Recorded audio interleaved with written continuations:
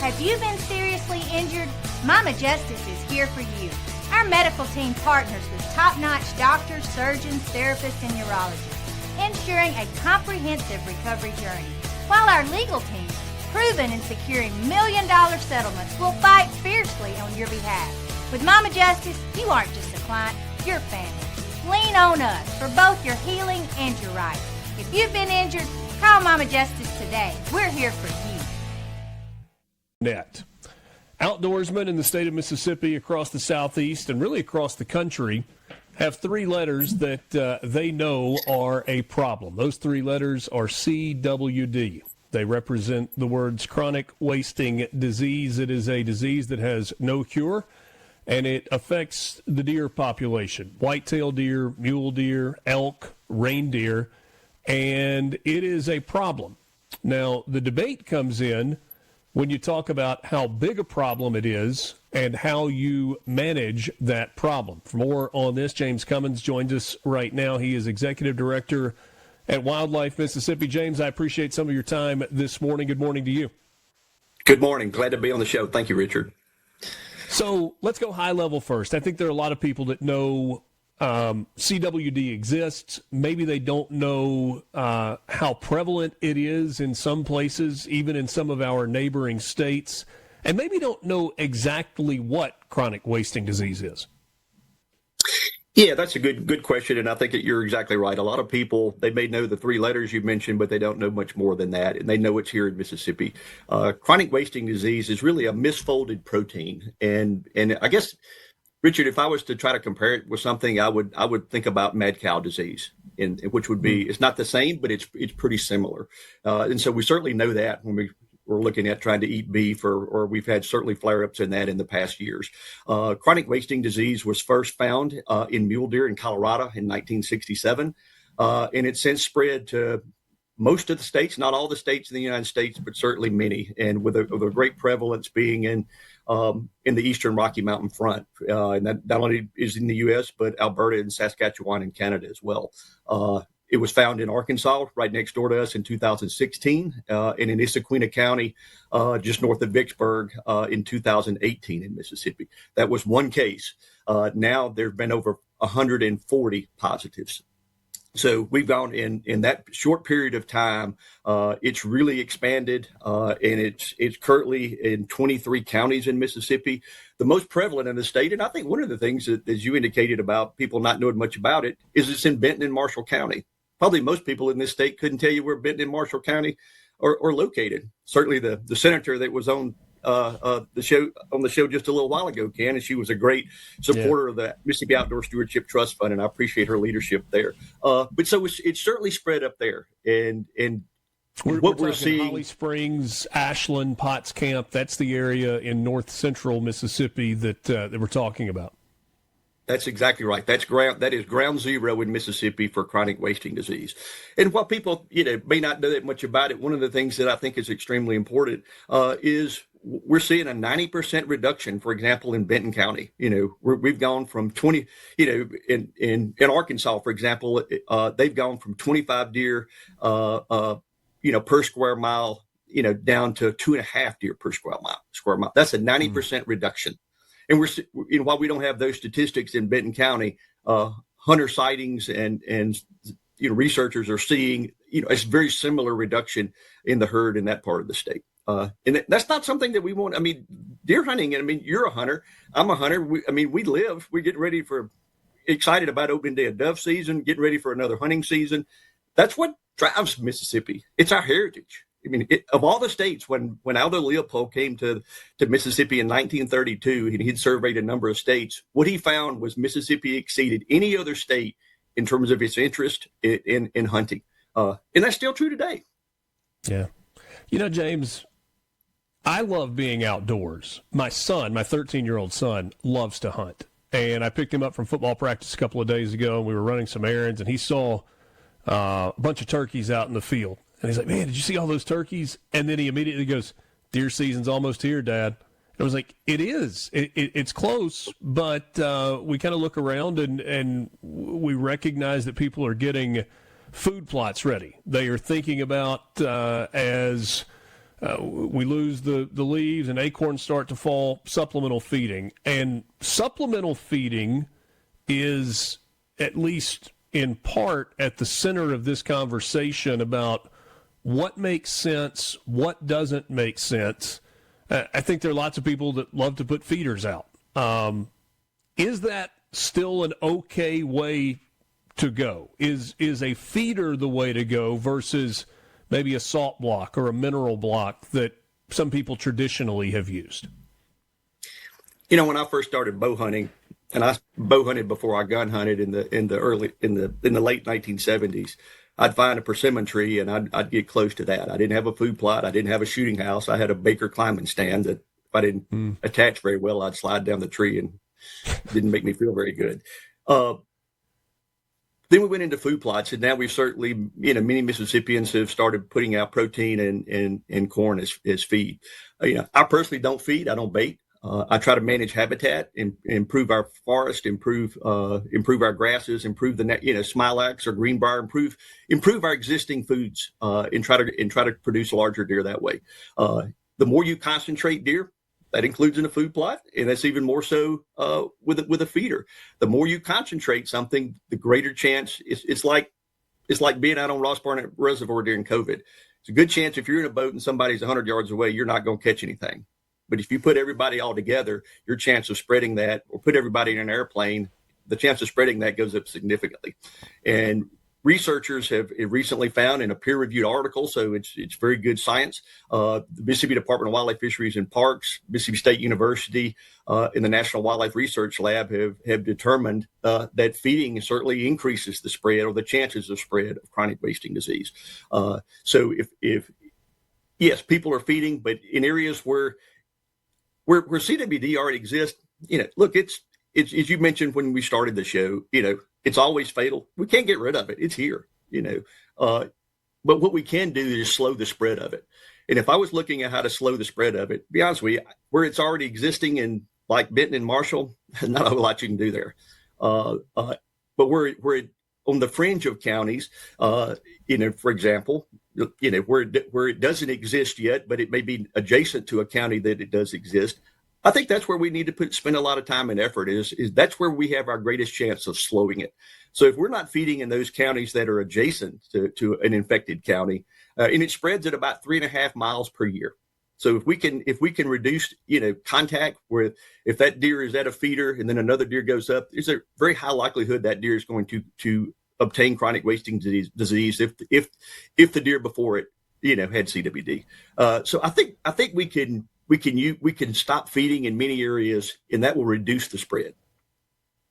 So when you talk about Benton County and Marshall County as being ground zero for CWD in Mississippi, does that mean that those populations in those two counties are going to continue to fall, period, there's no way around it? Or when you talk about slowing the spread, can you even slow the spread within a county?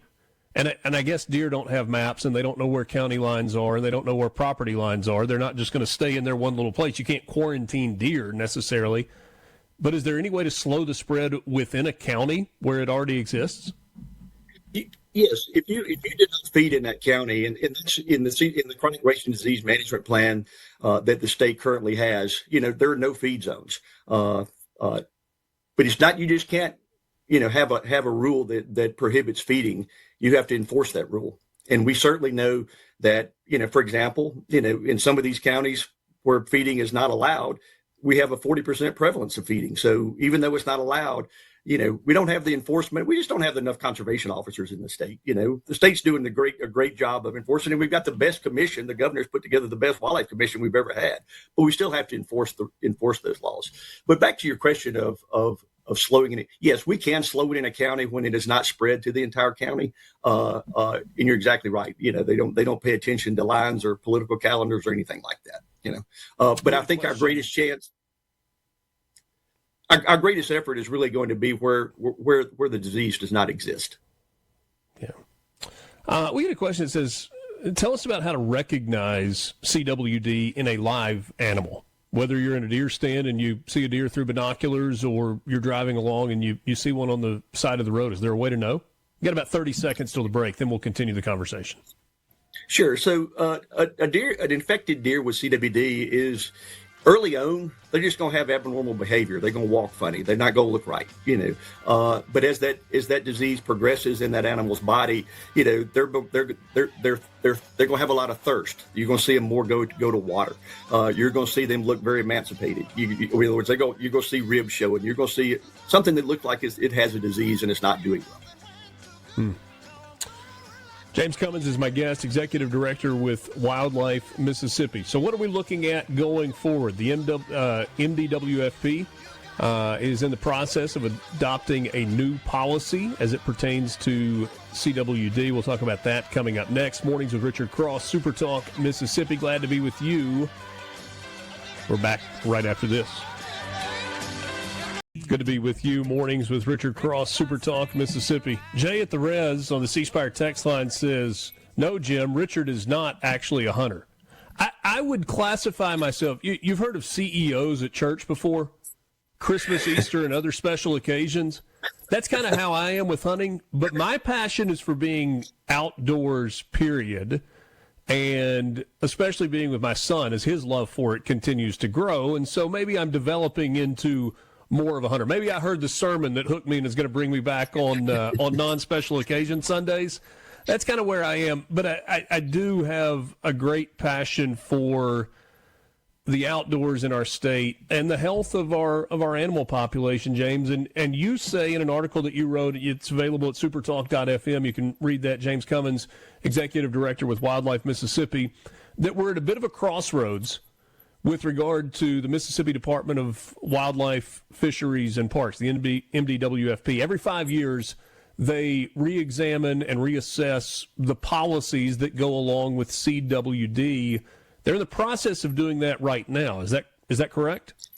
That is absolutely correct. And, about 2 months ago, they called a number of us in the conservation and hunting world together at Holmes County State Park and really went over what they were thinking in terms of revising their CWD management plan. And one of the things that they had talked about was opening up feeding statewide.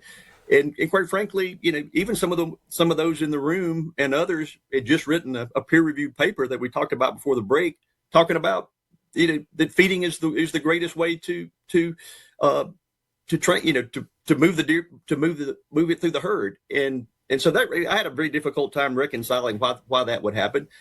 And I mentioned about we've got such a great interest in hunting in the state. Well, when you have such a great interest, you also have a lot of people that also feel like they know, more so what to do than a lot of our professional wildlife biologists. And you probably hard to believe, but there's politics in the state when it comes to hunting. I know that shocks a lot of people, but it does happen. And so, certainly as they presented that plan, and they pointed out that, they're getting a lot of political pressure to do away with zones and to allow feeding and do things that, in my opinion, and many professionals' opinion, are not in the best interest of our state's deer herd. And we've got a great staff. We've got a new chief of wildlife, Amy Blaylock. She does a phenomenal job. She comes from a long family of wildlife biologists. William McKinley is our deer coordinator. Lynn Posey's doing a phenomenal job as executive director. We've got a great staff. We've got a great commission, but they need to be able to do their job in revising a plan that makes the most sense for us to enjoy hunting. Or if we're just out looking at deer like yourself, observing deer, we want to continue seeing that as well. So as they're revising this plan, we need to take what's in the best interest and take the politics out of this. Do you believe that there is political pressure on the commission to write regulations that will allow feeding statewide? I think there's political pressure every time they meet. There's political pressure the other 30 days of the month too. I think there's always going to be political pressure. That happens in 49 other states too. That's nothing new. But what I'm saying is let's follow the science. Let's let the professionals determine what is in the best interest of our herd. Let's look at banning feeding and in a way that makes the most sense so that we can prolong this disease as long as possible. Let's look at trying to make sure we step up enforcement. That would be one other thing that I would really do. We don't a 40% 40% prevalence in counties where it's banned, just because we have a regulation on paper and it's not being enforced to the level that it could be, that's not doing any good either. And then the third thing is, if we have high fence operations or pinned deer, and they're transporting deer, that's another thing. People are transporting deer in the state, and that's illegal as well. So we need to step up enforcement there. Moving deer around is going to be one of the main ways that you can spread CWD. And we didn't even get in today talking about the New World screwworm and what that's doing in South Texas. That's for another show. But I'm pretty concerned about that, and that really decimated Texas's deer herd 75 years ago. Bounced back after 10 to 15 years. But that's coming as well. So we've had a lot of pressures, and we need to be able to use good science and not bend to the politics when it comes to setting regulations. So at least as it exists today, there is no cure for CWD. There is no, at least known, eradication method that I'm aware of, unless you have the ability to somehow kill every single deer that has CWD, wipe those off the map, and then allow the population to grow back. But that's not realistic. Are there scientists, are there wildlife biologists who are actively working to find a cure for this or find some solution that would allow for the eradication of CWD so that you can recreate a healthy herd naturally, or is that just a fantasy? I think it's more the latter. To your point about research, yes, there is a fair amount of research out there. I'm the past president of the Boone and Crockett Club, and that's been one of our major areas that we have been working toward funding for the last 4 or 5 years is chronic wasting disease research. It's in the soil. It binds to clay. It binds to plant materials.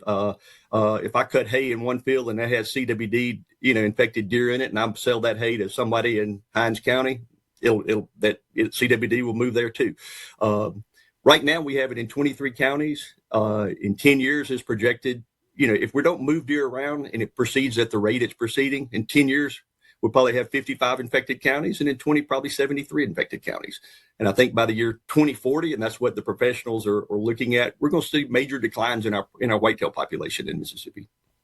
So, thinking about where you were talking about kind of the hot spots, the initial case in Issaquah County, that means that Warren County and Claiborne County, if it's not there, it's on the way. You're talking about Marshall and Benton. That means that Lafayette County, Union County, Lee County, it's coming, right? It's just a matter of time? Correct. It's coming. It's maybe already is there. It's already in Lafayette. It's already in Alcorn. So you're certainly seeing, these areas, and it moves at a roughly 3.5 miles per year. So it doesn't move fast, but deer don't live in a single tree either. They have home ranges and they move as well. Yeah. I don't mean to be hung up on the politics of this. You mentioned that, and I'm certainly not asking you to call anybody individually out, but when you say political pressure, are you talking about from the legislature? Are you talking about from statewide officials, appointed officials? Is it pressure that's coming from large landowners or clubs and management groups? Where is this political pressure emanating that's pushing back on policies that would help slow the spread of CWD? Probably the greatest area difference would be you've got a number of growing and fairly politically powerful people in the state that have high fence operations. So we're seeing a lot of political pressure come from those. In other words, they want to be able to feed. They want to be able to move deer in. And they're doing it under the name of private property rights. Well, I look at if the deer in Mississippi and all wildlife belong to all of us. They belong to you just as much as they belong to me and people that don't hunt and people that will never hunt or even care about wildlife. They're owned by all of us and held in trust. So fencing something in, and kind of calling it your own or moving it, that's where a lot of that pressure is coming from is more of your high fence operations, more of people that want to really bait, feed, things like that. And really, they're not seeing what this disease is doing. We're seeing a lot of the problems, and a lot of this is coming out of Texas. Is where we're seeing people looking at what's going on in Texas, and they want to make Mississippi the next Texas. And I think that's absolutely the wrong way we need to be moving. But the people in those high fence operations have a population that is somewhat more protected than the deer that roam freely, right? It's protected with a fence, but diseases move back and forth across a fence. Also, you're seeing in many high fence areas, you're seeing a higher population of deer. Hence they're adding artificial food to it through feeders and protein pellets, which is, we've already talked about on the show today, has a greater level of transmission than if you're in a food plot or if you're just managing habitat in the woods or the fields. We got a question on here about the north part of the Delta. Obviously, that borders Arkansas for most of it, where Arkansas has had such a problem. There's a big ditch that separates Mississippi and Arkansas, but deer can swim, I think, as well. What does the North Delta look like? So we are seeing prevalence in the North Delta. In Arkansas, to be fair, it's more in northwest Arkansas, is where most of the CWD exists. Look, I was born and raised in Greenville and loved to fish on Ferguson and Washington and Whiskey Chute in Arkansas. And I've seen deer swim in the river. So it may be a big ditch, but it's not a barrier. That's right. So yes, we're certainly seeing the prevalence is moving into the North Delta. And look, if I look at a lot of these hunting clubs, they're not cheap. There are a lot of value in these hunting clubs, and not only just in the Delta, but throughout the state. This can hurt landowners. This can hurt hunting lease rates. Sure. This is something that the economic piece is just as important as the environmental piece. It's very real. James, I appreciate your time. Check out the article online at supertalk.fm. It's a really fascinating read. We'll talk again soon. Thanks so much. Thanks for being on. Mornings of Richard.